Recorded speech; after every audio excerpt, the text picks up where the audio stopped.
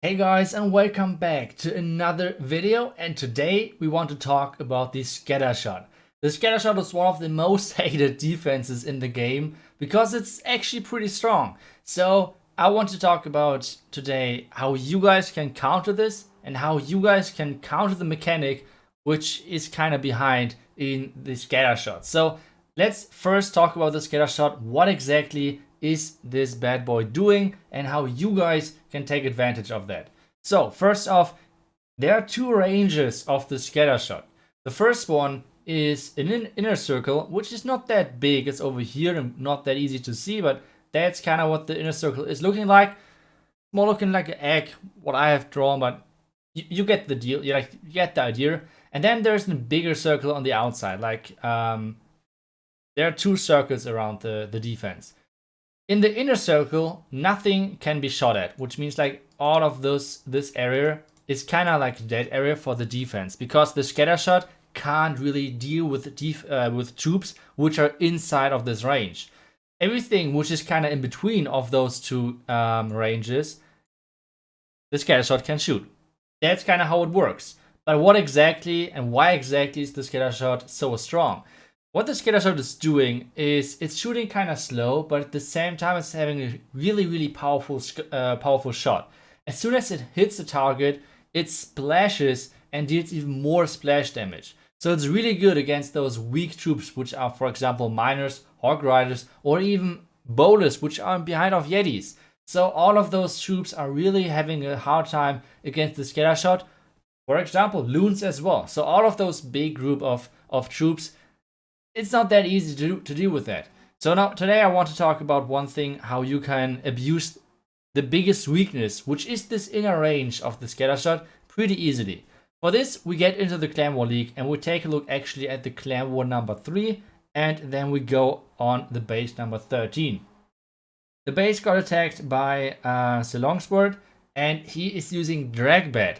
Something which you might think, okay, dragbat is not the best thing against the scattershots, especially the scattershot is pretty good against bats because of the splash damage. The scattershot is pretty good against the dragons because you do not have any chance to heal the dragons, and the splash damage is pretty big even against those tanky troops.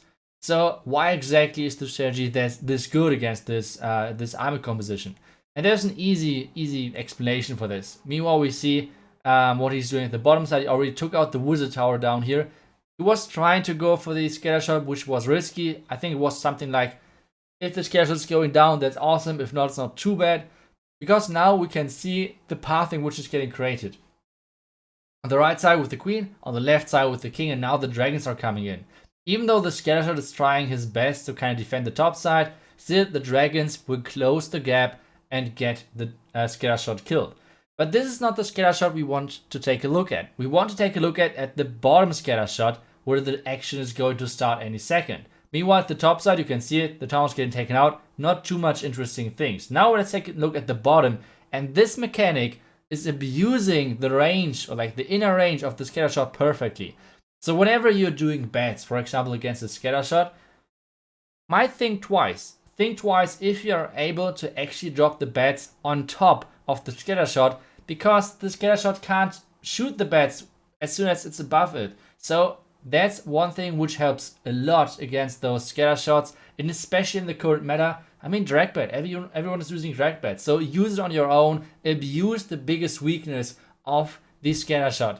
The next one is obviously the really slow kind of like fire rate. So you can abuse that as well with the bats if you can't really do a bat bomb on them, and we'll take a look at that in a couple of the next attacks. For now, this attack is getting really close because there were so many black mines, and I don't know if he planned actually to go for the air defenses at the top side, but with the air defenses staying up, there was quite a lot of damage on the dragons, and the town hall wasn't going down as clean as he was thinking like, but still, this attack is going to result in a triple. You guys saw this already, so let's speed through the last couple of remaining seconds, because the last dragon is going to one-shot this already nearly dead Inferno Tower, and this means there's going to be a triple, and we can take a look at the next base, which is going to be once again dragbat. This video is not only about the weaknesses of dragbat, and of the weaknesses of scattershots, but as well about the powerful strategy which dragbat is right now.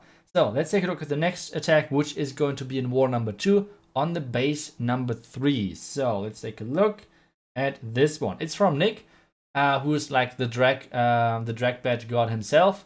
And on this one, he's trying a different approach. I told you guys there are different approaches to the scatter shots, and one of them is just distracted with some tanky troops, so some other troops can backstab the scatter shot, for example. But let's talk about the entry first. His entry is looking like he's using all of his 3 heroes, which means the royal champion over here, the king for funneling over here, and then the queen to go in for the town hall later on. That's kind of the idea, and you can see really well planned because there are a lot of arrows, and the king will eventually go over here and keep tanking for the queen. Then the queen is following around, and it's really good plan, really well planned. So that's nicely done. Now the king, like I said, is tanking the bottom defenses, so the queen only has to deal with the town hall. And then he can even get the air defense out of the way if it's possible, maybe even the other wizard tower. That's so far looking really good for him. He had to use the queen ability. The Tenor Trap is a little bit annoying, but still he should be able to deal with the enemy air defense. He's getting it down. That's alright so far. So, like I said, the next option which you can go for, just distract the scatter shot with a tanky troop. You can do that in different strategies with different troops. In the Yeti bat attack, you can do that with the dragons. For example, on this one, we have the dragons getting into the core of the base. Warden ability nicely timed as well, so most of the damage is blocked. Even the eagle shots are blocked as well. And now the inner core is getting kind of overpowered. The scatter shots are getting tanked by the dragons, and now the bats can kind of get rid of the back side of this base. So it's really nicely timed, really nicely planned, and you can see this mechanic in a lot of different attacks. Not only dragbat, but for example in a hybrid attack. You guys ever had the scenario where you had your royal champion somehow getting targeted by the scatter shot? This is actually one of the best things which can happen to you, because with having the royal champion being targeted by the scatter shot, all of your hawk riders, all of your miners won't be hit by the scatter shot, and this means, because the royal champion is a ranged troop, you will have nearly no splash damage. So having tanks for those scatter shots, which have such a slow hit rate, or like fire rate, it's one of the best things you can do if you can't just drop bats on top of them. So let's take a look at the next attack, which is going to be in war number 4, and once again on number 3. So I think we have once again Nick attack. Yeah, Nick, like I said, the dragbat god, and he's doing it one more time. So let's take a look at the next attack and learn once again. So what is he doing? He's starting off kind of at the similar style as Solongspur did in the first attack, which means he's using his heroes to funnel the flanks, and this on both sides, obviously. As soon as he did that, he has like a nice path into the town hall. The next thing you might wonder about is, well, Itsu, there's this air sweeper. Well, you do not care about the sweepers if you have a straight path for your dragons and they can't get distracted and pushed anywhere else. Let's say this top side isn't getting cleared. Let's say this top side is still up.